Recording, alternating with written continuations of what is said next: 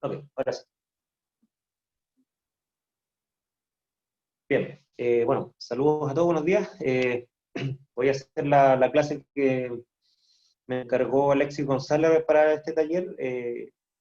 Sería la segunda clase. Recuerden que la primera nosotros vimos un poco algunas propuestas famosas, creo yo, respecto al método científico. Y ahora vamos a ver una mezcla de dos cosas que tiene que ver con el papel que tiene la ciencia en la sociedad, asociado también a la carrera de investigador. Ustedes traten de conectar un poco cómo solamente van a lidiar con gente de ciencia. Ustedes van a estar insertos en una sociedad de la cual, digamos, la ciencia forma parte, ¿ya? Y las cosas que vamos a abordar acá son dos. Y la primera que vamos a es una pregunta general, que es ¿cuál es la relevancia que tiene la ciencia en la sociedad? Eh, y esa pregunta se puede desagregar en varias subpreguntas, ¿no es cierto? Voy a empezar a abordar, digamos, a plantear preguntas un poquito más concretas. Por ejemplo, eh, respecto a la educación científica, una de las preguntas que se menciona mucho y cuya respuesta depende mucho de la postura, incluso es qué importancia tiene la ciencia para la gente que no se dedica a ella profesionalmente. Esa pregunta quiero discutir con usted. Repito la pregunta. ¿Qué relevancia tiene la ciencia para las personas que no se dedican o no se van a dedicar a ella profesionalmente? ¿Ya? ¿Qué le aporta la ciencia a la sociedad no científica, por así decirlo? Y ahí quería escuchar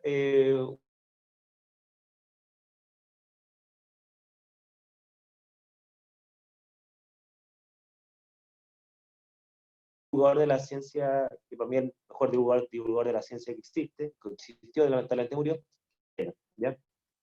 Entonces lo escucho. ¿Qué opinan ustedes respecto a esto? ¿Qué importancia tiene la ciencia para la gente y la sociedad que no se va a dedicar científicamente a ello? Los escucho, los leo. La idea es que participen de esta parte, ¿ya? Yo creo que a cualquiera le puede servir ese tipo, aunque independientemente si se estudia o no, porque es como una manera, quizás de una manera básica, para la gente que no va a estudiar ciencia específicamente, una manera básica de poder comprender, aunque obviamente quizás uno no se le puede obligar a que se interese en eso, pero me refiero, no sé si es que alguien estudia, por ejemplo, cocina, así súper nada que ver, estudiando ciencias puede comprender mucho lo que está pasando en su cocina y quizás llegar a ser un mejor cocinero. Y así con otras... Ya, ya. Bueno, el argumento que das tú, que creo que tiene alguna relación con lo que plantea Matías en el chat también, quien dice que le da una visión más acertada de la realidad. O sea, es uno de los argumentos que se menciona en los textos, eso se llama el argumento de erudición, ¿ya? Ciencia, porque con eso yo sé lo que pasa a mi alrededor. Eso es ser erudito. Ya es como alguien que es como culto, en este caso, respecto de cómo funciona el mundo, porque la ciencia aporta el conocimiento científico, es saber cómo funciona el mundo, o parte del mundo, no digo que la ciencia lo sabe todo, ese se llama el argumento de erudición, ¿ya? El Benjamín dice acá, existe cierta desconfianza, igual existe cierta desconfianza hacia el científico. Mira, te voy a dar un dato que precisamente no apoya lo que dices tú. ¿Ya? La encuesta en Cognizant en Chile, no sé si esto es replicable en otras partes del mundo, que si mal no recuerdo el 2013 o el 2015, la sociedad chilena le cree a los científicos, considera el científico como la segunda en importancia después de la labor de médico, porque consideran a los médicos parte de la ciencia, consideran importante la ciencia, o sea, al menos en el científico no está, al menos eso es lo que dicen las encuestas. Ya, yo entiendo que en otras sociedades puede ser, Por ejemplo, en Chile casi no existen creacionistas, por ejemplo. Los terraplanistas son muchos en Chile. Ahora, tengo claro que en otras civilizaciones, en otros países, sí esto se da más, ¿no es cierto? Pero en Chile todavía se le tiene mucho respeto a la ciencia, ¿ya? Claro, distinto es, a ver qué es lo que dice Mauricio acá. Bueno, a mí le dice, yo voy a Benja, creo que aún la gente ve al científico como está encerrada en el lab, ya, y que se ve como una persona mala o que quiere perjudicar a las personas. Ya, miren, dice Camila, son dos afirmaciones. La primera es que se ve al científico como alguien que está encerrado en un laboratorio, la gente no sabe lo que hacemos. Eso es cierto, eso también lo refleja en la encuesta, ¿ya? La gente no sabe lo científico, dicen que es importante, pero no saben por qué, ¿ya? Y la única relevancia que le dan es en temas tecnológicos, ¿ya? Como que ven la ciencia, ven como que une la ciencia y tecnología, ¿ya? Pero ¿qué hace un científico en el laboratorio? Ni idea. De hecho, la misma encuesta de Collins que mencioné, una cosa que llama la atención es, a pesar de que la gente le cree a los científicos, valora a los científicos, digamos, honorables, una cosa que la mayoría de los chilenos no están de acuerdo, y por eso es importante esta pregunta que le estoy haciendo, es darle más plata a la ciencia. Hicieron, en esta encuesta le pusieron una lista de dimensiones sociales a las cuales que quedó fuera de la discusión, ¿no es cierto? La gente tenía que decir a cuál de estas 9 categorías usted cree que hay que apoyar en dinero. Estaba el tema de seguridad social, estaba el tema de deporte, la ciencia, ¿ya? Bueno, de esas 9 alternativas, la ciencia salió octava, ¿ya? Entonces la científica y todo lo que ustedes quieran, pero no apoya darle más plata. Ahora que tiene el micrófono prendido, no apoya darle más plata, ¿ya? Entonces, ahí hay un tema de que, un poco lo que dice Camila, de que no sabe mucho lo que hacemos, o a lo mejor tienen razón, ¿eh? Porque fíjense que el argumento de erudición, algunos te han dado, hay autores que han publicado trabajos que refutan ese argumento suficiente para, por ejemplo, destinar fondos públicos a la ciencia para justificar un currículum obligatorio de enseñanza de la ciencia. El contraargumento que dan, dicen, bueno, muchos de ustedes, nosotros incluidos, no sabemos nada de economía, nada de leyes, y cuando necesitamos esos conocimientos recurrimos a profesionales. Y nadie anda abogando por que existan cursos obligatorios de derecho romano o de economía. ¿Se fijan? Entonces ahí hay un pero para que lo piensen, ya que el argumento de erudición, obviamente que yo lo comparto, si no estoy diciendo algún contraargumentos para que lo piensen, de que hay otro argumento más allá de la erudición, porque también hay que reconocer que el conocimiento es demasiado amplio y abrumante para cualquier persona, entonces necesariamente todas las personas somos ignorantes de gran parte del conocimiento. La mayoría de la gente, por razones de tiempo, no puede saber de todo, a pesar que le gustaría saber de todo, ¿ya? Todos somos ignorantes, el asunto es bueno, pero ¿por qué la ciencia tiene una importancia?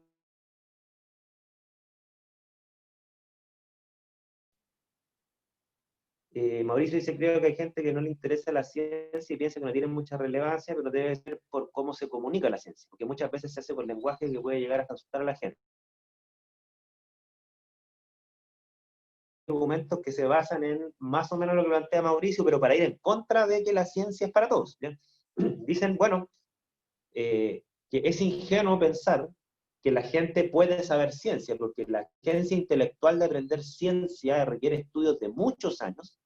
Por lo tanto, aspirar a que la gente común y corriente que no se va a dedicar profesionalmente a esto pueda aprender ciencia, considerando lo complejo del lenguaje, lo técnico del lenguaje, lo abstracto del lenguaje, la alta matematización, sobre todo la física y la química, decía, aspirar a eso es ingenuo. O sea, decía, hay ciertas áreas del conocimiento que tienen tal grado de especialización que solamente la pueden dominar profesionales. Y la ciencia es una de ellas, así dicen algunas propuestas. ¿Ya?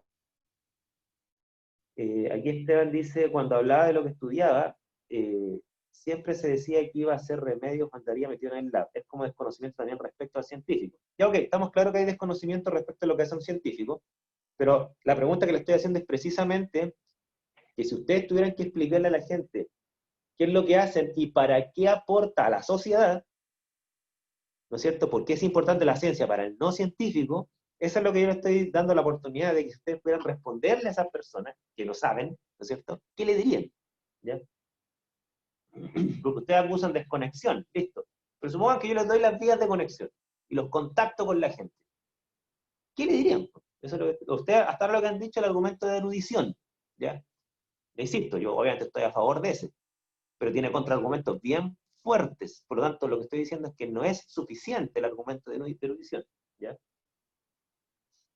Benjamín dice que, bueno, hace 2 noches atrás Donald Trump tuvo el descaro de descartar la opinión de los científicos en el caso del COVID y los negacionistas prefieren creerle a él y a su director de departamento de salud. Pero miren, si ustedes critican, que obviamente yo estoy de acuerdo contigo, o sea, contigo, bueno, con ustedes en general, ¿no es cierto? Pero en esta última opinión, de que cómo no le pueden creer a los científicos, también hay que reconocer que el mero argumento de autoridad tampoco es suficiente. O sea, decir, créeme porque soy científico, ese no es un argumento en sí. Eso, de hecho, es una falacia, se llama la falacia de la autoridad. La pregunta es, ¿por qué hay que creerle a los científicos? Piénsenlo, ¿ya? No, porque decir, créeme porque soy científico, no es suficiente, ¿ya? Francisca dice, claro, Lynn dice, pueden valorar al científico, pero como no entienden lo que hacen, al final no siguen la recomendación. O sea, no valoran al científico, no entienden lo que hacen, ¿no es cierto? Pero insisto con el tema, ¿pero qué hacemos para la sociedad nosotros? ¿Dónde está la importancia? ¿Qué es lo que hacemos? ¿Y es necesario que la gente se apropie de algo de la ciencia? ¿O en realidad le deje la pega a nosotros nomás y nos crea? Esa es la postura. Francisca dice, no nos relacionan con la sociedad. Muchas veces he escuchado que lo que estudiamos no beneficia a la sociedad cuando ese es nuestro principal objetivo. Ya, ok, Francisca, yo comparto contigo. Nuestro objetivo es beneficiar a la sociedad. Pero ¿cómo la ciencia beneficia a la sociedad? ¿Cómo? ¿Dónde está el valor de la ciencia para la gente que no es científica? Más allá de comprender cómo funciona el mundo, porque eso puede ser, a lo mejor hay gente que le sirve, hay gente que no, pero yo, si me pusiera bien pesado con el tema, ¿no es cierto? Yo le diría, bueno, está bien, tú quieres conocer el mundo, súper, pero esa es una afición tuya, a mí no me interesa conocer cómo funciona el mundo, yo tengo otras preocupaciones, ¿por qué te tengo que dar fondos públicos a ti? Digamos? Págate tu hobby con tu plata. Ese puede ser un contraargumento bien fuerte, digamos, ¿ya? ¿Por qué a los científicos les gusta ser parásitos del Estado y andar pidiendo más y más plata, que es plata de todo en el fondo? ¿No hay cosas más importantes que saber cómo funciona el mundo? ¿Dónde está el valor de eso? ¿Ya? Al fin y al cabo, con ciencia igual facilitamos todo lo que uno puede llegar a ser como una persona, porque igual como científico quizás, bueno, otro tipo de científicos facilitan para un constructor lo que podrían ser sus herramientas o cosas así. O también para un Pero, médico, igual, bueno, un médico está como diferenciado entre el científico como de investigación, que le podríamos aportar el médico herramientas para estudios del cuerpo, como escáneres, cosas así. Porque al fin y al cabo eso es lo que hace la ciencia, creo yo, como el aporte a la sociedad, sino que es facilitar como su vida cotidiana, su desarrollo profesional o cualquier cosa que uno llegue a hacer en el día para que tenga más tiempo de otras cosas quizás. ya, lo planteas tú, ya, tienes un argumento súper potente respecto a la ciencia aplicada, ¿ya? En el fondo, la ciencia aplicada, por ejemplo, le aporta instrumentos al médico, ¿no es cierto?, para salvar vidas. ¿Ok? Súper. Si tomamos ese argumento, tendríamos muy buen pie para defender la ciencia aplicada, no la ciencia básica, no el argumento de erudición. Ustedes estarían defendiendo el argumento de acción, es decir, la ciencia construye aparatos que salvan vidas. ¿Ok? Entonces, súper. Sí. Ahora, si ese fuese el único argumento, ¿no es cierto? Perfecto, pues entonces apoyemos la ingeniería, ¿ok? No apoyemos la biología, apoyemos la biotecnología, ¿no es cierto? No apoyemos la química, apoyemos la ciencia de materiales, por ejemplo. No apoyemos la astronomía ni la cosmología, apoyemos la física electromagnética, porque esa sí aporta tecnología, ¿no es cierto? Uno podría pensar así, ¿no es cierto? Entonces, reconozco que es un argumento extra, súper bien, pero los quiero presionar, aún falta una cosa más, ¿ya? Aquí dice, Camila dice, la comparación con otros países, aquellos que invierten una parte del PIB en ciencia y tecnología. Sí, pero a ver, ya, Camila, mira. Disculpen que yo en todo lo que ustedes dicen estoy tratando de ahogar del diablo, ¿ya? Solamente para hacerlos pensar. Ya. Es un hecho, ¿no es cierto?, que los países que invierten más PIB en ciencia y tecnología son los que progresan económicamente, ¿ok? Pero también es cierto que esos mismos países que invierten más PIB en ciencia y tecnología, y aquí en paréntesis, recordemos que el PIB no es el presupuesto estatal, el PIB es el Producto Interno Bruto, es toda la riqueza de un país, de la cual una fracción de esta se la apropia el Estado a través de impuestos. Por lo tanto, cuando un país invierte más PIB en ciencia y tecnología, no quiere decir que el Estado invierte más en ciencia y tecnología. Por ejemplo, el caso de Alemania, ¿no es cierto? Si ustedes ven, mucha gente habla de la Alemania y del 1,2% del PIB que invierte Alemania en ciencia y tecnología, pero ese 1,2% del PIB, el 70% es privado, no es estatal. No sé si sabían eso. Y eso es inversión que se aplica a la industria, o sea, a la tecnología para producir. No es ciencia básica. Uno podría pensarlo así. Entonces, hasta los argumentos que han dado ustedes, estaría el argumento de erudición y el argumento de producción de tecnología, que nos enriquece y salva vidas. ¿Ok? Con esto ustedes no están justificando los fondos de Fondesit con esto, para nada. Ni están justificando el apoyo a que el Estado invierta más en ciencia, no. Es que igual, bueno, no sé si será abordar lo mismo, pero ¿Sí? con la ciencia igual, aportando a la ciencia básica, como el estudio, al fin y al cabo conlleva a ese aporte material, por así decirlo, porque el estudio en química puede ayudar a la creación de nuevos materiales de construcción. Y el material de construcción es como la ciencia como aplicada, que viene de una investigación previa, a la cual viene de aportes de FONICIT, de fondos de Estado de investigación. Y ese sería como el aporte a mejorar la calidad de vida y a desenvolverse más fácilmente durante el día. Porque toda investigación, toda ciencia aplicada proviene de una investigación previa. No van a haber mejores materiales de construcción si es que no hay aporte científico previo, o tampoco va a haber mejores máquinas de medicina si es que tampoco hay una investigación previa de ciencia. Súper, súper. Ya, ahí tú tocaste un punto, ¿no es cierto?, de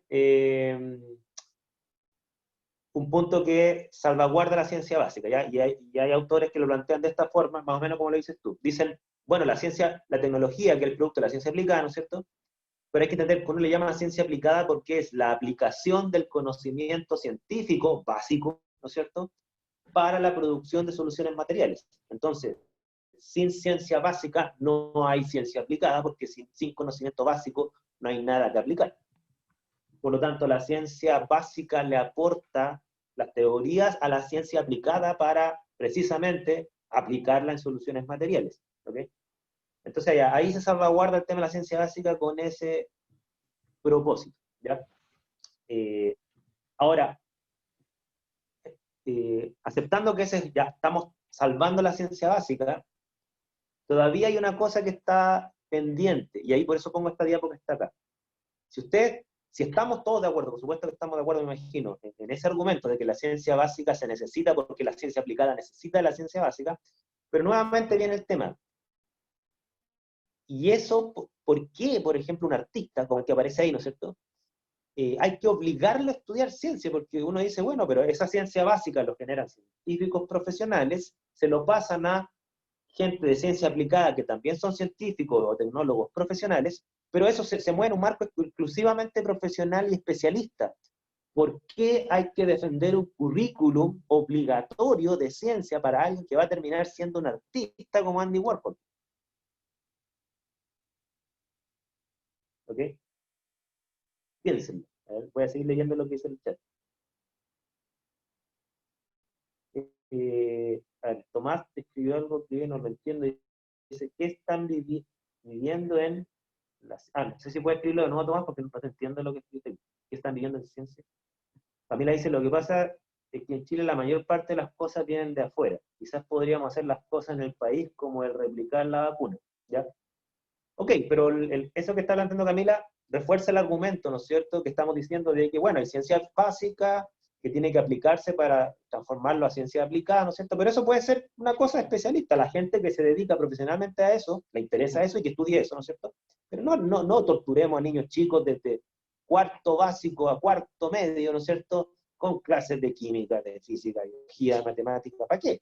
Bueno, matemáticas sí, sirven otras cosas, ¿no? Pero las ciencias naturales, por así decirlo. Aquí dice, Matías dice, hacemos investigación para evidenciar cómo es y funciona la naturaleza y cómo podemos aprovechar a nuestro favor. ¿Estamos claros con eso, Matías? Eso no hay discusión. El asunto es que los que hacemos eso somos nosotros, los que nos dedicamos a esto. ¿Ya? Pero repito la pregunta. La pregunta es a la sociedad, la gente que no se dedica a esto. ¿Ya? Porque hasta ahí estaríamos defendiendo de que okay, hay que apoyar la ciencia porque nos aporta bienestar material, pero dejémosle la educación científica a la gente, entonces que se quiere dedicar a eso, chao. Y aquí Lynn dice, creo que es importante que la gente se maneje en algunos temas científicos porque todos votan. Por ignorancia pueden terminar eligiendo un negacionista del cambio climático. Ya, ahí Lynn dio un punto. ¿Ya?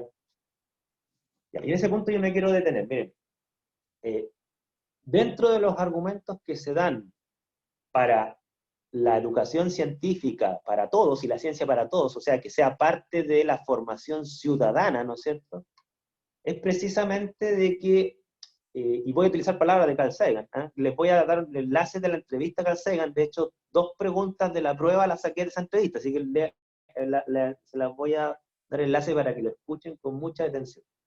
Una de las cosas que dice Carl Sagan bien interesante en esa entrevista, y que lo refrendan varios textos de la UNESCO después, dice, mira, te guste o no, vivimos en una sociedad que está armada y construida en base a la ciencia y sus productos. O sea, hoy en día nosotros no nos comunicamos como antes, nos comunicamos en base a productos de la ciencia. Hoy en día nosotros no producimos energía como antes, nosotros producimos energía en base a lo que la ciencia nos ha permitido. Y si hay una cosa que la ciencia ha logrado, que ninguna otra forma de conocimiento logró antes, incluso con más años de existencia que el conocimiento científico moderno, es que la ciencia nos ha dado un poder gigante. O sea, la cantidad de energía que maneja una persona hoy en día es enorme, enorme. ¿Ya? Y Carl Sagan dice, bueno, aquí hay 2 posibilidades. Si la gente no sabe nada de ciencia, ¿qué es lo que va a pasar?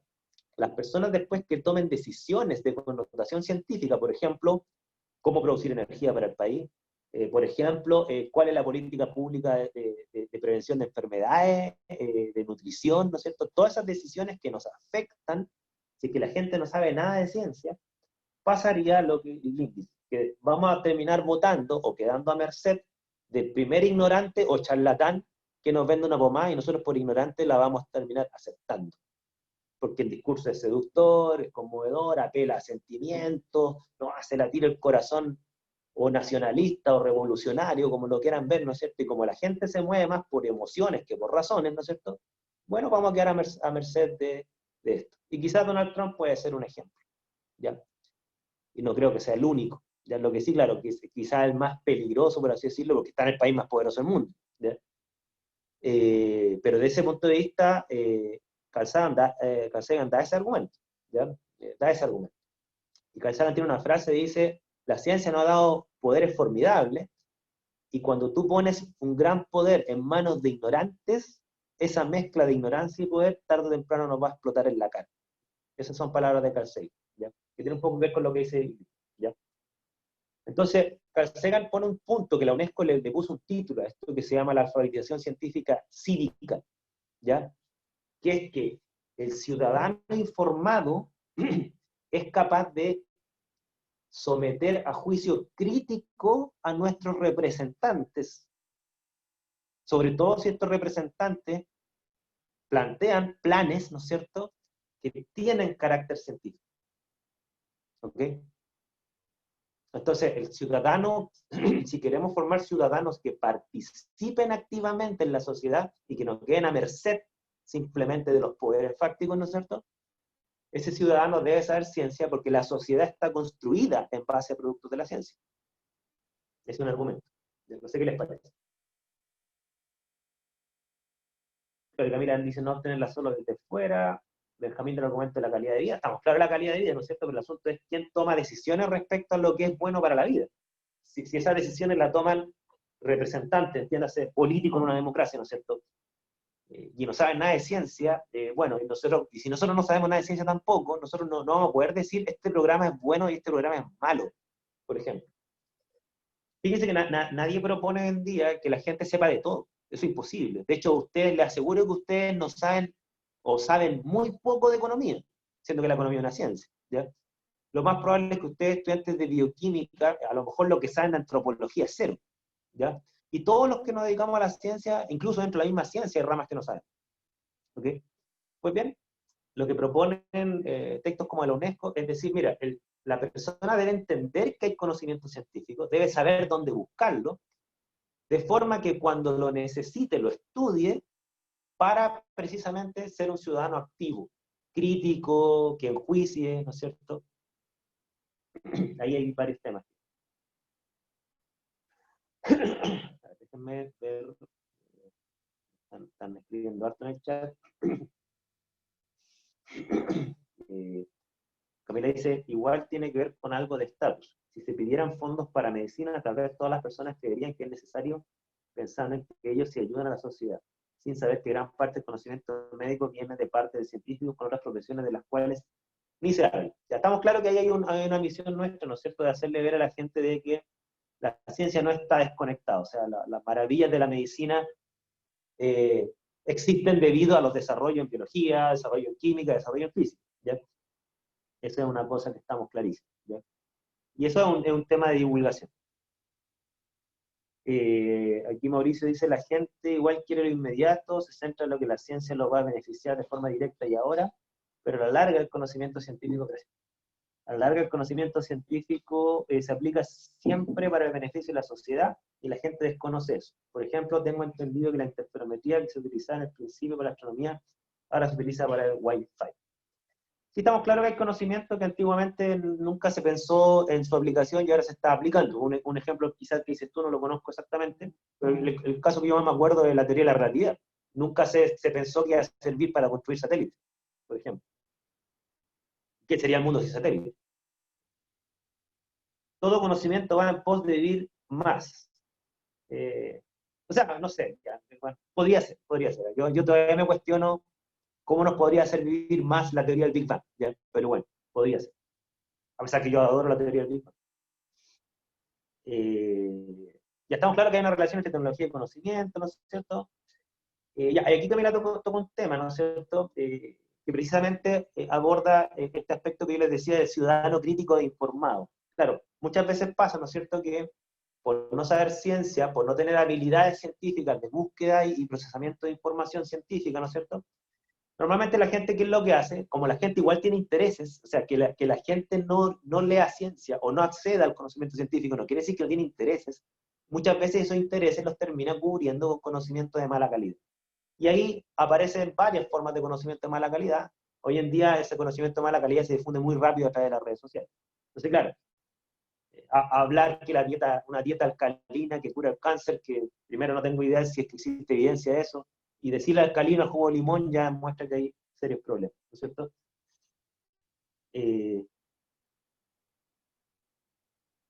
Y aquí dice, Kathleen dice, para evitar que se expanda la desinformación, la persona sea capaz de generar un pensamiento crítico y no crean cualquier cosa. Ya.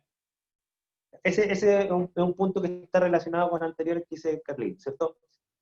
Lo que plantea la UNESCO, y lo plantea más o menos Calzagan en su entrevista, de hecho esa entrevista se hizo antes de los textos de la UNESCO que hablan de un concepto que se llama alfabetización científica, que es lo que estamos tocando acá, es que por un lado la gente debe manejar conocimiento para ser un ciudadano crítico e informado, ¿no es cierto? Y no quedar, y no enjuiciar a nuestros representantes y ser pasivo, ¿no es cierto? Sino que al revés, ser activo, criticar, decidir informadamente, y no solamente por un color político, ¿no es cierto?, como lo hace mucha gente, Eso ya es un avance, ¿no es cierto? Y lo otro, que es lo que plantea Kathleen, ¿no es cierto? Que ella le llama pensamiento crítico. La UNESCO también lo plantea como pensamiento crítico. Carl Sagan le pone un término que yo lo considero más apropiado, que se llama escepticismo, ¿ya? Según Carl Sagan, una de las cosas que la ciencia explota y que es bueno que toda la gente se apropie de esto, independiente si es científico o no, es la actitud escéptica ante la nueva información, ¿ya? Pero para eso yo voy a poner un paréntesis bien cortito, ¿no es cierto? ¿Qué es el escepticismo científico? ¿Ya? Porque muchas veces se confunde escepticismo como no creer en nada, ¿ya? Si ustedes se van a las definiciones formales de lo que es escepticismo, les recomiendo que vayan a la Stanford, la enciclopedia de filosofía, ¿no es cierto?, que está publicada en internet, y ustedes ven lo que se entiende por escepticismo. Más o menos las definiciones más concordantes dicen que el escepticismo es una actitud de duda ante afirmaciones que no están justificadas. Es decir, si yo les digo a ustedes, yo puedo volar, ¿no es cierto?, dado que no he aportado ninguna justificación, pues bien, lo que corresponde a usted en este caso es dudar de esa información, dudar de la veracidad, ¿ok?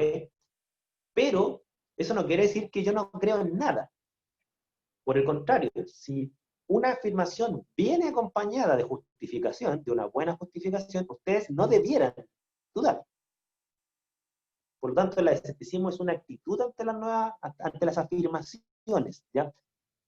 Y Carl Sagan tenía una frase que no era de él, digamos, pero él la popularizó, que él decía, mira, afirmaciones extraordinarias requieren evidencias extraordinarias. Lo que nosotros en ciencia llamamos justificación tiene dos patas, por así decirlo. Por un lado, que es la que la mayoría de científicos conoce bastante bien, que es la evidencia.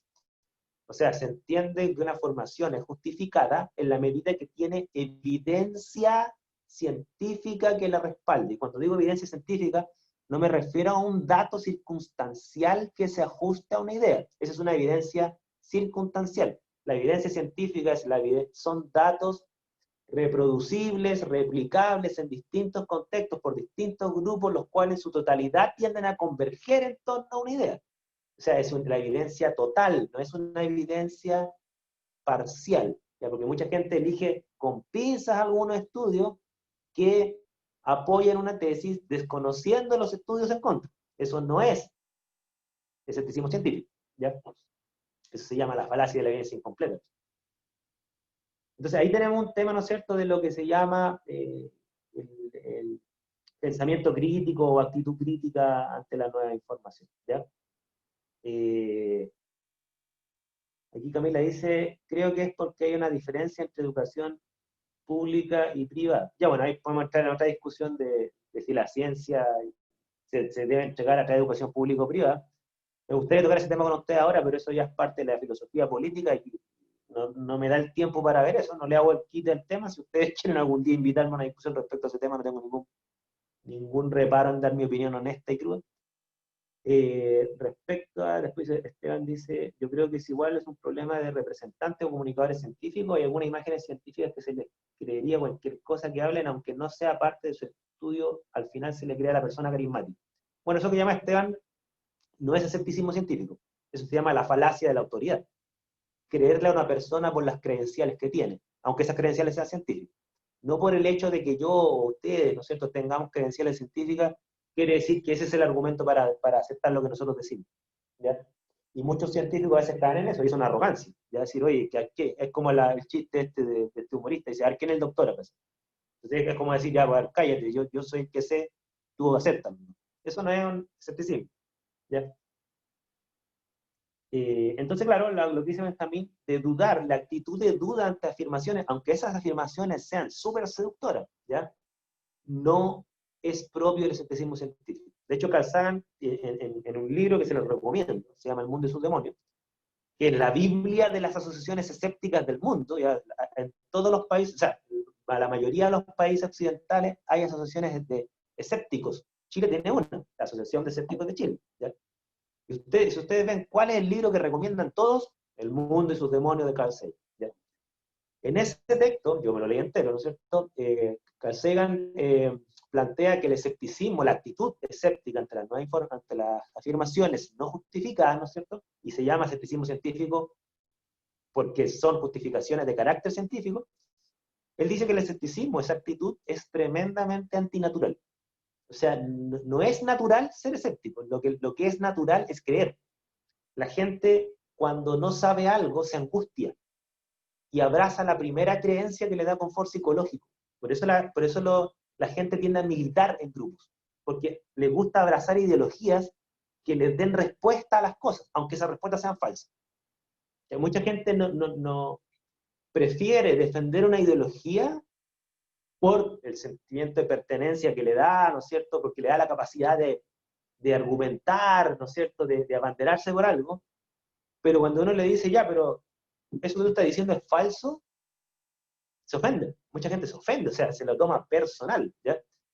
Y la actitud escéptica es decir, no, pues yo en realidad, yo no me bandero con ninguna idea, o sea, las mejores ideas del momento, las mejores justificadas, esas son las que yo voy a abrazar, y si un día de mañana me dicen que esta idea es falsa y me lo demuestran, yo cambio de opinión, listo. Y eso no es ser amarillo, no es ser tibio, como hay una jerga hoy en día que la encuentro nefasta, ¿no es cierto?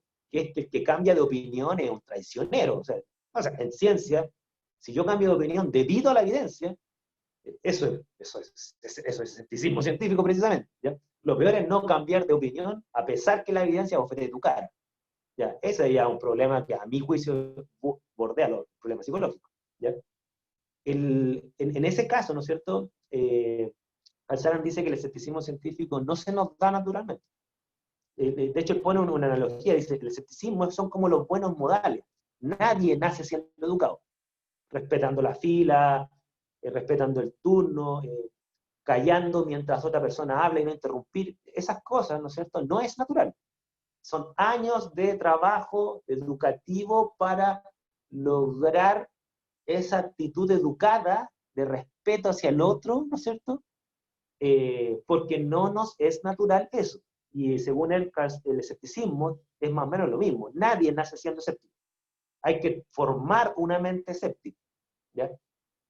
Y si ustedes no son escépticos, palabras de Carl Sagan, quedan a merced del primer charlatán que les venda una pomada seductora. Listo.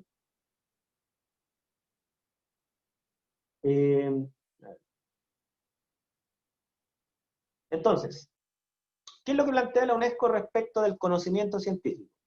La UNESCO dice, mira, el conocimiento científico tiene posiblemente dos grandes usos. No todo el conocimiento científico, ojo, la UNESCO no defiende enseñar cualquier tipo de conocimiento científico. La UNESCO defiende enseñar el conocimiento científico que permita al ciudadano ser un ciudadano activo en la sociedad, ¿no es cierto? Por lo tanto, ¿y cuál es ese tipo de conocimiento? Es el conocimiento que afecta directamente la calidad de vida. Y ese tipo de conocimiento está súper identificado. Nutrición, deporte, medio ambiente, drogas, anticoncepción, ¿se me escapa algún otro? O sea, bueno, algunos están planteando economía. Mucha gente su calidad de vida es pésima porque es analfabeto en economía y tiene un desastre financiero con los pocos recursos que tiene. ¿Ya? Y a veces no es por falta de recursos, a veces es por desorganización de gestión de recursos. ¿Okay? No sabe cuánto es una deuda a tope que podría adquirir y termina endeudándose en tonteras que les arruina su estabilidad económica por año. ¿Ya? Bueno, ese tipo de conocimiento, ¿no es cierto? El conocimiento que bien aplicado, mejora la calidad de vida, ese es el tipo de conocimiento que la UNESCO defiende, ¿ya? Que se debe enseñar a todo el mundo. Entonces, comer bien, el tema de gestionar un ambiente saludable, ¿no es cierto? Un entorno saludable, bienestar tanto ambiental, psicológico, social. Bueno, el deporte también, se menciona que el deporte forma parte de la calidad de vida, o la actividad física en general, ¿no es cierto? Y mucha gente ni siquiera hace un plan de comer. Por ejemplo, mucha gente come lo que le gusta, no lo que necesita. ¿Ya? Entonces ahí se generan problemas, ¿no es cierto? De hecho, ustedes se van a las principales causas de muerte que tienen los seres humanos, ¿no es cierto? La primera es la alza de presión. Y la mayoría de los problemas de alza de presión, bueno, una fracción son genéticos, ¿cierto? Pero muchos de ellos son mala alimentación, ¿ya? Y es la primera causa de muerte en el mundo. Entonces, ese es el conocimiento que defiende la UNESCO, ¿ya? Por lo tanto, no es todo. Por ejemplo, estos planteamientos de alfabetización científica dicen que a un ciudadano que no se va a dedicar profesionalmente a la ciencia no tiene sentido enseñarle, por ejemplo, no sé, pues la mecánica cuántica. No tiene ninguna aplicación directa en su vida ni para su calidad de vida. ¿Ya? O sea, por lo tanto, la UNESCO da un criterio de selección de conocimiento científico para la sociedad. No sé qué les parece. ¿Están a favor o en contra?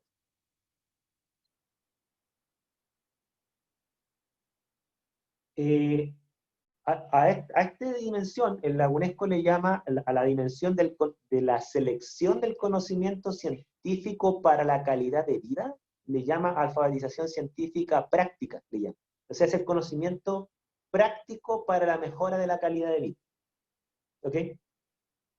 No porque desmerezca el otro conocimiento que no sirve para nada, dice, "Oye, también es importante", pero como no podemos aprenderlo todo, ahí tienen ustedes una selección de lo mínimo que debiera hacer una persona. Entonces, según la UNESCO, una persona que sabe alimentarse bien, en base al conocimiento científico, tendrá una mejor calidad de vida. La persona que sabe gestionar mejor sus recursos en base al conocimiento económico tendrá una mejor calidad de vida. La persona que sabe los peligros del consumo de drogas, ¿no es cierto?, tendrá una mejor calidad de vida si es que lo aplica coherentemente para su vida, ¿no es cierto? Y así sucesivamente. La persona que sabe los beneficios del deporte hará deporte con moderación, porque el exceso también es malo, ¿no es cierto? Y tendrá una mejor calidad de vida. Ahí tienen usted varias dimensiones. ¿Ya? El problema es que a veces los mismos científicos son más incoherentes por eso. O sea, científicos profesionales a veces no actúan de acuerdo al conocimiento científico en su vida. Dudas, consultas. Comentarios.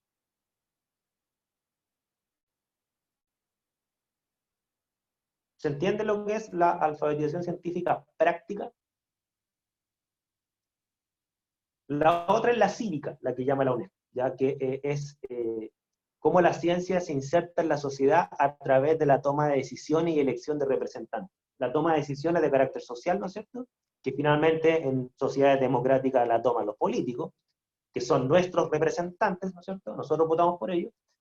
Y bueno, obviamente que la cadena de transmisión de conocimiento desde el votante al representante que terminamos eligiendo y que se traduce en el plan que supuestamente se termina aplicando, ¿no es cierto? Bueno, ahí tiene usted una cadena que si esa cadena se corta por ignorancia, entonces, bueno, vamos a terminar eligiendo cualquier persona con cualquier plan.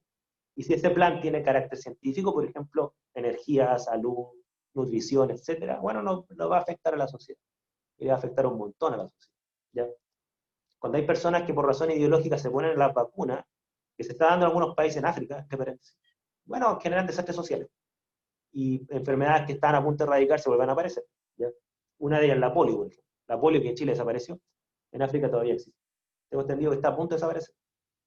La viruela desapareció en los triunfos de la humanidad. Desapareció la viruela, una enfermedad que era peor que la pandemia actual, mucho peor que la pandemia actual.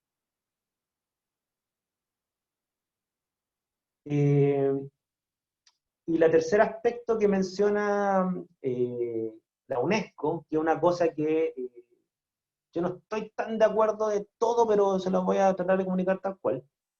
La UNESCO dice que hay que entender que la ciencia es parte de la cultura. O sea, la ciencia ha influido en la cultura actual. La ciencia no es ajena a la cultura. ¿Por qué? Porque la ciencia es un motor de cambio social. ¿Ya?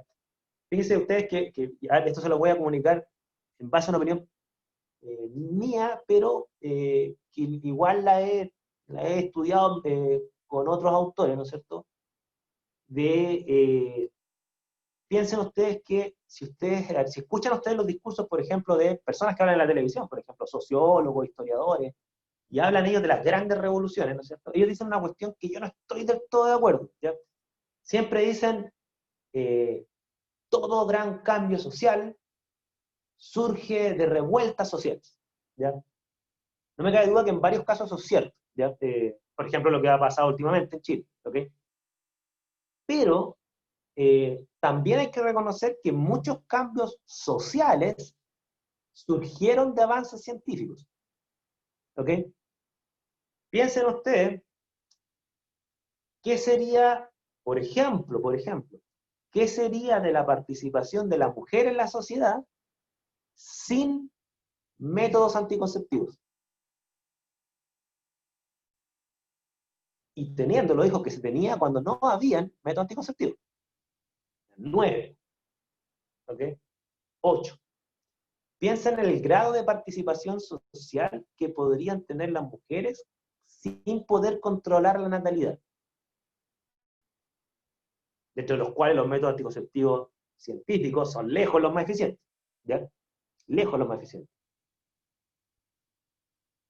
Algunos autores, muy pocos en el mundo, plantean que los historiadores y los sociólogos han desestimado el aporte que tienen los aportes científicos en las revoluciones sociales.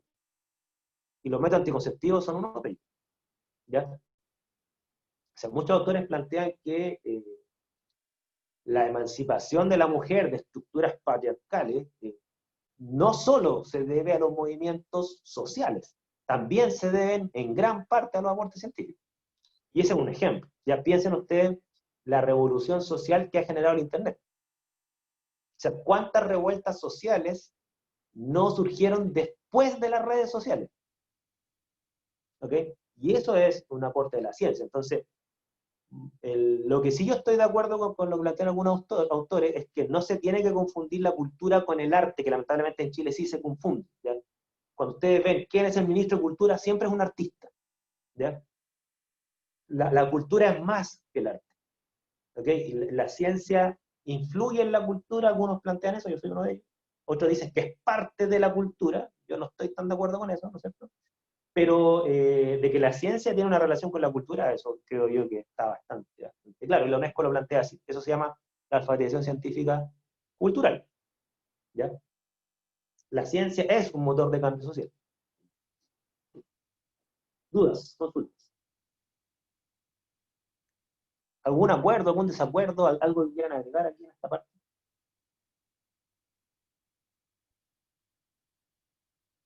Están muy callados. Al principio opinaron un montón y ahora se quedaron. ¿Me están escuchando? Sí. Sí, profe. ¿Sí?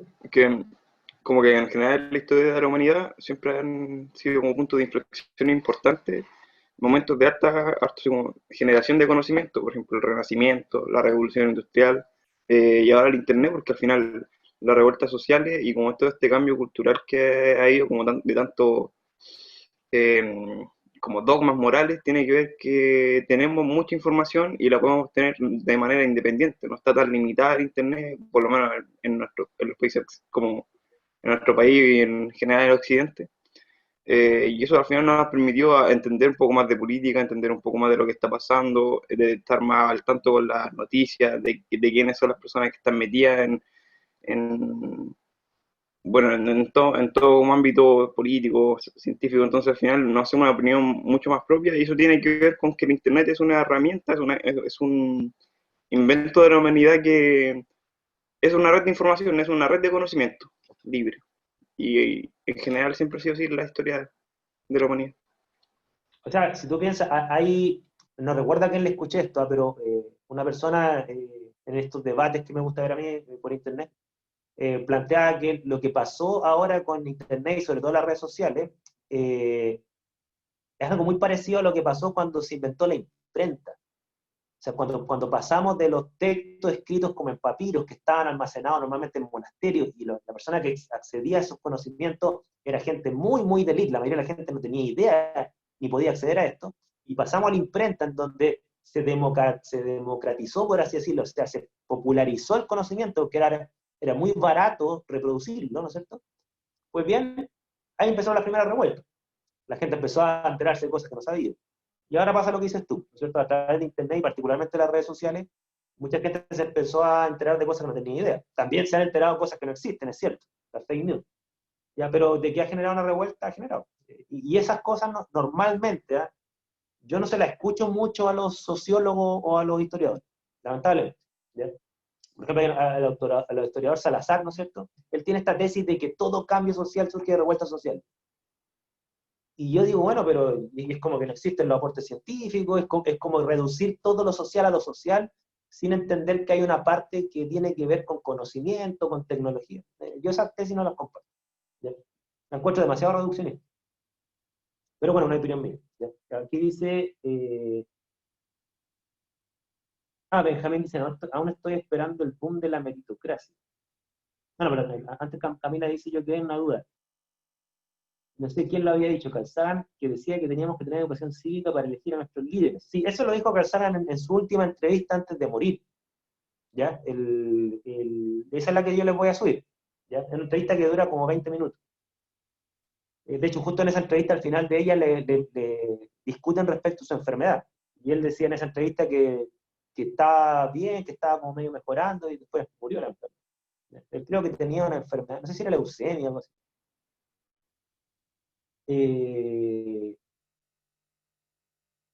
O sea, claro, Sagan decía que teníamos que tener una... O sea, no recuerdo la palabra exacta, creo que ocupaba una educación científica, ¿ya? Para tener ciudadanos cívicamente responsables, algo por el estilo. ¿Ya? Benjamín dice, ahora estoy esperando el boom de la meritocracia.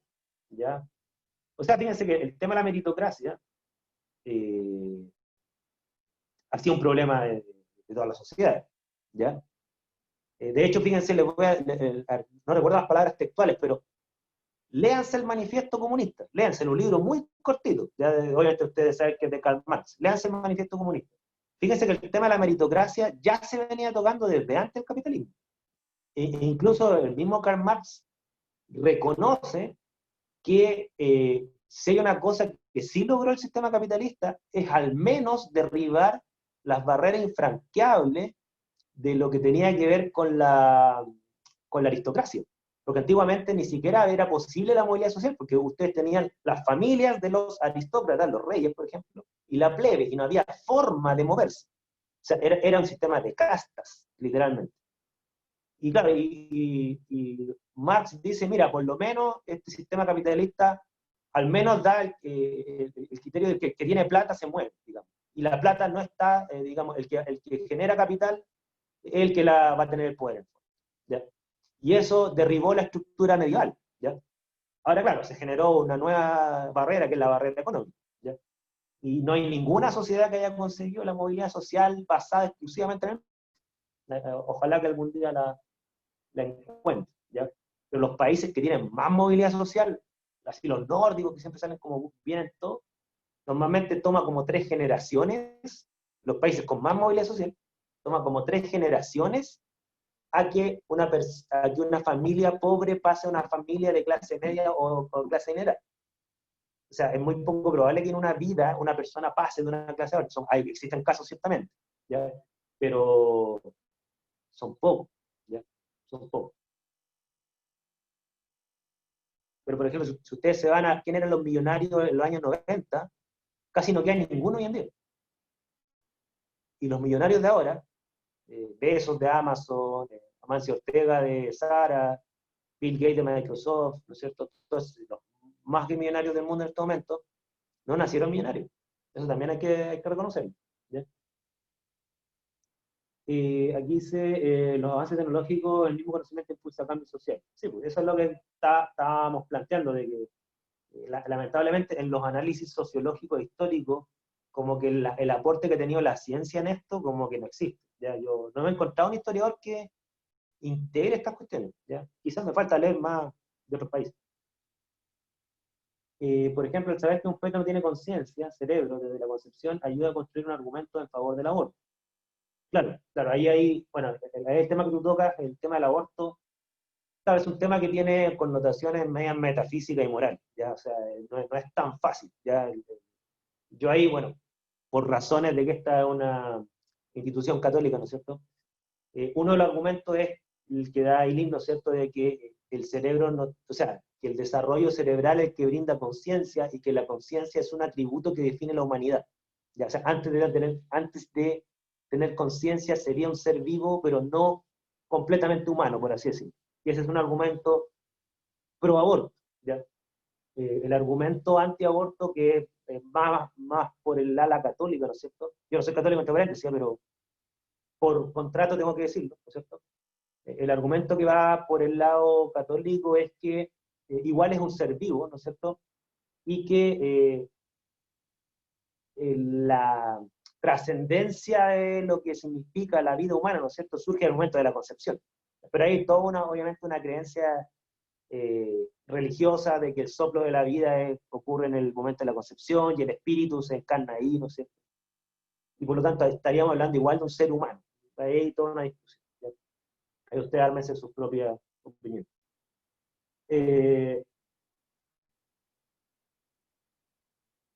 Claro, aquí Nicolás dice como que las revoluciones vinieran de inspiración divina. O sea, yo creo que las revoluciones sociales, como todo tema social, es bien complejo y son multicomponentes. Y uno no puede reducirlo a una escala. O sea, no puede ser que todo lo social tiene un origen social. A veces hay revoluciones sociales que tienen un origen biológico, para bien o para mal. ¿Ya? A veces hay cambios demográficos que su origen es exclusivamente biológico, una pandemia, una peste. ¿Okay? O tienen origen geológico, un megaterremoto, una inundación. Y eso genera cambios sociales. Y ese análisis, ¿dónde está? ¿Ya? Por eso a mí estos discursos grandilocuentes así de historiadores politizados, ¿no es cierto?, que ponen la cara así seria, yo no se los compro nada, honestamente, nada. Dentro de los textos, entonces, generalmente lo que se menciona es que la ciencia o el conocimiento científico tiene como tres funciones, ¿ya? Anteriormente le hablé de lo que hablaba de la UNESCO, que son clasificaciones medio internacionales, así la alfabetización científica práctica, la cívica y la cultural, ¿ya? A nivel de los manuales de filosofía de la ciencia, se dice que la aplicación de las ideas científicas tiene tres funciones: explicar el mundo, predecir su devenir y actuar, es decir, tomar decisiones, que sería como la parte aplicada, ¿ya? Ahí tienen ustedes las tres dimensiones que tiene la ciencia, ¿no es cierto? Y yo a esto le sumo, ¿no es cierto?, que además del conocimiento, la ciencia aporta una actitud, que es la actitud escéptica. Y esa actitud escéptica no es solo para ser científico profesional, sino que es una actitud que se podría aplicar para la vida, ¿ya? Yo soy un defensor y me creo escéptico, no sé si lo soy en la práctica del todo, pero me creo escéptico, ¿no es cierto? Y eso es bueno para la vida, ¿ya? Porque al ser escéptico, las posturas que defendemos, las personas que defendemos esto, ¿no es cierto?, significa que uno hace un esfuerzo intelectual por buscar las mejores ideas para actuar en el mundo. Uno no abraza las ideas que le gustan y se queda solamente con esas hasta el fin de su vida, porque la idea es de estar constantemente escrutando las ideas, tanto las que yo acepto en el momento, que podrían cambiar, ¿no es cierto?, como también ideas nuevas que van apareciendo, porque el conocimiento es dinámico. A veces surgen nuevas ideas, ¿no es cierto?, y es bueno analizarlas en su propio mérito, y ver si es que efectivamente son mejores ideas que las que yo manejo actualmente, van a tomar decisiones, ¿ya? Bueno, y fíjense bueno, de hecho hay hasta algunos estudios medio psicológicos al respecto, que dicen que las personas que hacen ese esfuerzo intelectual tienden a tener planes de vida. ¿Se fijan? O sea, planificar la vida hasta donde se pueda, ¿no es cierto? No digo que todo se puede planificar, puede tener planes de vida. O sea, sobre todo ustedes que son más jóvenes que yo, ¿no es cierto? ¿Qué quieren ser ustedes de aquí a 10 años, de aquí a 20 años, de aquí a 30 años? ¿Y qué plan de vida están llevando a cabo ahora para llegar a eso? Y cuando digo a eso me refiero en términos profesionales, en términos psicológicos, en términos afectivos, en términos biológicos. ¿Cuáles son sus planes? ¿Ya? Y utilizar lo mejor del conocimiento para llevar a cabo eso, ¿ya? Dudas, consultas. Me quedan 5 minutos. Voy a adelantar un poquito esto. Déjenme... Mira, aquí le tengo un ejemplo, ¿ya? Este es un ejemplo que a mí me tocó una vez, y me llevé un mal rato por esto, pero prefiero dejarlo patente. Por ejemplo, una vez me tocó en una charla pública, ¿no es cierto?, que una persona dijo, yo estaba dando una charla de química ambiental, ¿no es cierto?, y una persona dijo, es que en este mundo cada vez hay más pobreza, ¿ya? A la cual yo le dije, es que ¿sabe qué? Usted está equivocado, ¿ok? Porque lo que muestra la estadística es que en este mundo hay cada vez menos pobreza. Y se ofendió, ¿ya? Pero ¿cómo dices eso? ¿No ves la pobreza que te rodea? ¿No tienes, no sé qué me dijeron, no tienes conciencia social? No recuerdo qué. Yo le dije, bueno, no me importan sus emociones, me importan los datos, ¿ya? Y los datos lo que muestran, los oficiales, ¿no es cierto?, es que hay cada vez menos pobreza. Ahí están los datos, ¿ya? Hay más desigualdad, que no es lo mismo. Ya claro, si me preguntaran por la desigualdad es diferente, ¿cierto? Entonces, claro, cuando una persona se abandera con una idea, y uno le muestra datos internacionales, incluso después le muestro los datos de Chile, ¿no es cierto? Y le digo, no, no es así, no es así, estás equivocado. Claro, la actitud escéptica, ¿no es cierto?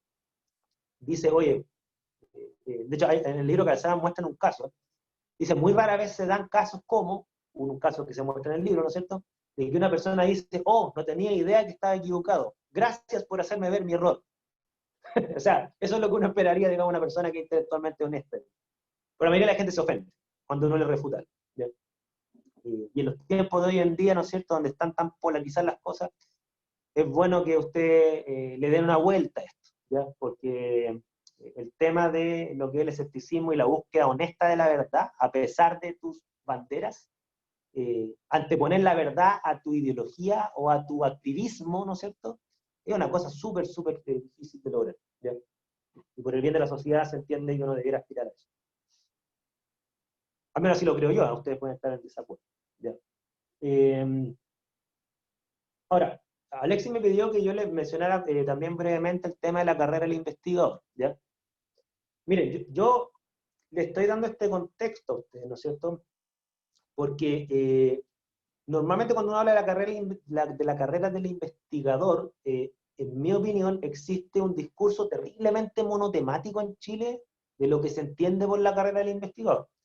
¿Qué se entiende por la carrera del investigador en Chile? La mayoría de los discursos dicen, bueno, sácate tu pregrado, si quieres dedicarte a la ciencia, hazte un posgrado, ojalá un doctorado, y ojalá que cuando termines tu doctorado hagas un postdoctorado. ¿Para qué? Para tener, especializarte en algo más, ojalá en el extranjero, para que domines el idioma, para que saques muchos papers, para que después tengas un gran currículum, para que llegues después a la universidad, disculpen, y cuando llegues a la universidad con un currículum adecuado para quedar en un cargo universitario, entras al sistema de investigador donde tienes que seguir publicando papers y seguir postulando a fondo. ¿Ya? Esa carrera de investigador es la tradicional. Y entiendo que la mayoría de la gente, estadísticamente esto es así, no estoy inventando el dato, más del 80%, casi el 90% de la gente que se dedica a la ciencia profesionalmente sigue ese camino. ¿Ya? Por lo tanto, terminan haciendo ciencia universitaria e investigación universitaria a costa de fondos públicos. Esa es más o menos la lógica que hay. ¿Ya? Pero la lógica que yo sigo, yo no voy a decir que, ay, que eso... a mí no me gusta ese esquema, a pesar que estoy metido en él. ¿Ya? Ojalá algún día salga de ese sistema. ¿Ya? Porque no soy muy fan de ese sistema en este momento, ¿ya? Porque es un sistema que, a mi juicio, ya tocó techo. ¿Ya? Tanto las señales políticas como los presupuestos están mostrando que eso no puede seguir creciendo mucho más. En mi caso, yo tuve la suerte, digo suerte entre comillas, ¿ya?, de que egresé del doctorado justo en un periodo de recambio generacional. Los profesores que me formaron a mí estaban jubilando cuando yo terminé mi doctorado. A nivel nacional estaba pasando eso. Entonces, nuestra generación tuvo oportunidades laborales más o menos grandes en la universidad, porque estaba viniendo un recambio generacional. La mayoría de los profesores universitarios que nos formaron, se formaron más o menos en la misma época, y jubilaron en la misma época, y en la que nos tocó a nosotros. Esa es la razón por la cual personas como yo terminamos en cargo universitario con muy poco currículum, ¿ya? Yo tenía 3 papers y entré a la academia contratado, ¿ya? Yo creo que eso hoy en día no pasaría nunca, ¿ya? O sea, tuve suerte. Ahora, yo también digo entre comillas suerte porque yo cuando terminé el doctorado, cuando yo terminé el doctorado, yo no me fui a la academia, yo me fui a la industria. Yo estuve trabajando un año como investigador en SQM, en la industria minera, ¿ya? Y yo renuncié a ese trabajo para irme a la academia por razones familiares principalmente, ¿ya? O sea, si SQM hubiese estado acá en la quinta región, no sé si hubiese estado a la Católica Valparaíso, honestamente. Yo creo que no. Porque ganaba más plata, el trabajo era igual de investigación y las perspectivas profesionales son mucho mayores que en la universidad. En la universidad uno como que toca techo bien rápido y no hay mucho más que aspirar, ¿ya? Ahora, la carrera de investigador, yo les recomiendo que piensen en la carrera de investigador del futuro, no la del presente. ¿Ya? La carrera del investigador del futuro es multidisciplinar, pasa por ofrecer bienes y servicios de alta especialidad a la sociedad. Eso es lo que está pasando en países que nos llevan décadas de ventaja. Yo tuve la suerte de hacer una gira a la Universidad de Estados Unidos, por un proyecto institucional, porque la universidad quiere incluir lo que es la innovación y el emprendimiento en la formación de científicos. Y es un proyecto a nivel nacional, no es solamente la Católica del Paraíso. Y eso implica, y en la universidad que se está aplicando esto ya hace mucho tiempo y está funcionando bastante bien, eso implica que los investigadores apuntan a aplicar sus saberes para generar bienes y servicios en la sociedad. Algunos bienes y servicios tienen fines de lucro, otros no, otros son, por ejemplo, divulgación científica, productos educativos, ¿no es cierto? Algunos son cuestiones que tienen que ver con empresa, industria, eficiencia, ¿no es cierto?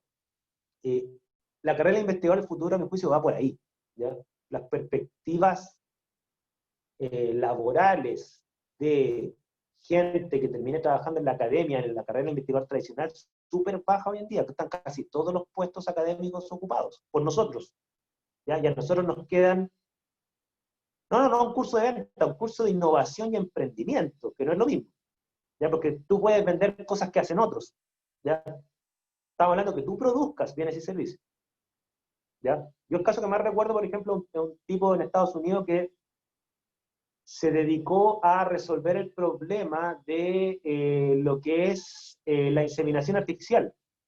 ¿Y cuál es el problema que tiene la inseminación artificial? Les cuento este dato porque es más por el lado bioquímico. El problema que tiene es que las parejas que vienen y no pueden tener hijos y que intentan recurrir a la inseminación artificial, más de la mitad de esas personas no concluyen el proceso. ¿Y por qué no concluyen el proceso? Porque el proceso involucra el tema de obtener las muestras de espermios, ¿no es cierto? Pero esas muestras de espermios, ¿cómo se obtienen? ¿No es cierto? Literalmente le pasan el tarrito al hombre para que se encierre en una pieza, ¿no es cierto? Y ahí hagan lo que todos sabemos que hacen, ¿no es cierto? Y luego se lo entrega a la enfermera, ¿no es cierto? Tiene que ser in situ, por así decirlo. Y la mayoría de los hombres de esa edad, ¿no es cierto? Como que encuentran el proceso muy humillante, de así como que estar ahí, estar todos afuera esperando que salga, ¿no es cierto? Entonces desertan. Y fíjense que ¿por qué se hace así? Porque la muestra dura muy poco. La muestra dura 1 hora o 2 horas. Después no sirve. ¿Ya? Entonces, ¿qué es lo que desarrolló un investigador? Te recuerdo de este caso, ¿no es cierto? Él desarrolló un recipiente que preserva la muestra como por 12 horas. 12 o 14 horas, algo así. Y eso implica que la persona puede ir a su casa y después volver con el recipiente, ¿no es cierto? Sin someterse a ese estrés de la urgencia del tiempo. Y eso apuntaba a que estas personas que son más tímidas o tienen más problemas de ansiedad, ¿no es cierto?, no deserten del proceso, ¿ya? Y desarrollaron un recipiente de materiales especiales, aislado térmicamente, con una geometría que permita la disipación del calor mucho más lento, ¿no es cierto?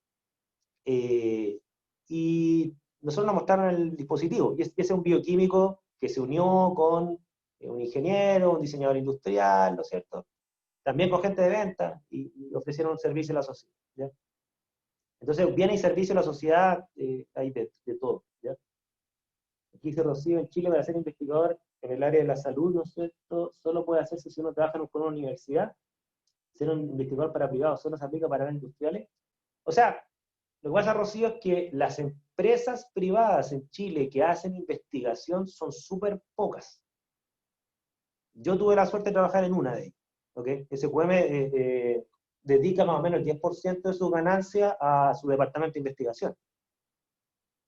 Pero SQM, la minería en general, son ejemplos muy aislados. O sea, la minería es contrario a lo que dicen los políticos. Nunca crean lo que dicen los políticos, que vendemos piedras a cuestiones absurdas, ¿no es cierto? La investigación que hacen las mineras es por lejos la mayor que se hace en Chile. Los departamentos de investigación para mejorar los procesos productivos, hacerlos más eficientes, controlar la calidad, aumentar la pureza de los productos, la distribución de los productos, es enorme, es enorme. Pero más allá de eso hay muy poco. Yo conozco Hartig, hace algo de investigación también, esta empresa de adhesivos. Tengo entendido que Oxiquim algo hace también. Pero claro, aquí una industria de investigación farmacéutica en Chile, no sé si hay, yo desconozco. El problema es que la investigación farmacéutica es súper cara, ¿ya? La persona que desarrolló una vacuna en Chile, que sacó el Premio Nacional de Ciencia, ¿no es cierto?, Valenzuela, ¿okay?, él tuvo que irse al extranjero para concretar su vacuna para la hepatitis, no me acuerdo si es la hepatitis A o la B, ¿ya? Pero tuvo que irse afuera por la cantidad de inversión que esto requiere. Entonces, la carrera del investigador la del futuro yo creo que no va por el lado de la universidad, salvo más o menos en 23, 25 años más que cuando nosotros empezamos a jubilar. ¿Ya? Ahí viene la carrera del investigador tradicional, va a volver a renacer para reemplazarnos. ¿Ya? Piénsenlo, ¿ya? Piénsenlo. No se queden con el modelo de nosotros, ¿ya? No se queden con el modelo de nosotros. Mira, no sabía el caso de la U de Conce que desarrolló una vacuna, no lo sabía, ¿ya? Váyanse por ese lado, no nos tomen de modelo a nosotros. Nosotros no somos un buen modelo para el investigador del futuro, honestamente, esa es mi opinión honesta. Yo sé que a lo mejor si Alexis me escucha no va a estar de acuerdo conmigo a lo mejor, o sí, no lo sé, ¿ya? Me hago cargo de lo que yo digo, ¿ya? Ustedes obviamente averigüen y sean escépticos de lo que les estoy diciendo y averigüen sus propios datos, ¿ya? Y ahí vean si ustedes me creen o no, pero simplemente les digo, abran su mente a la investigación, no solo universitaria, ¿ya? Yo estoy siempre bien, claro, mi paso por la industria quizás me abrió la mente también, ¿ya? Así que ahí, denle una vuelta. Eso es lo que les puedo decir en el tiempo que tengo. Si ustedes tienen alguna otra duda, ahí le dicen a Alexis y me contactan, no hay problema, ¿ya? Quedamos hasta aquí. Les voy a mandar el video apenas lo tenga procesado, ¿ya? Que estén bien y cuídense. Saludos. Chao, chao.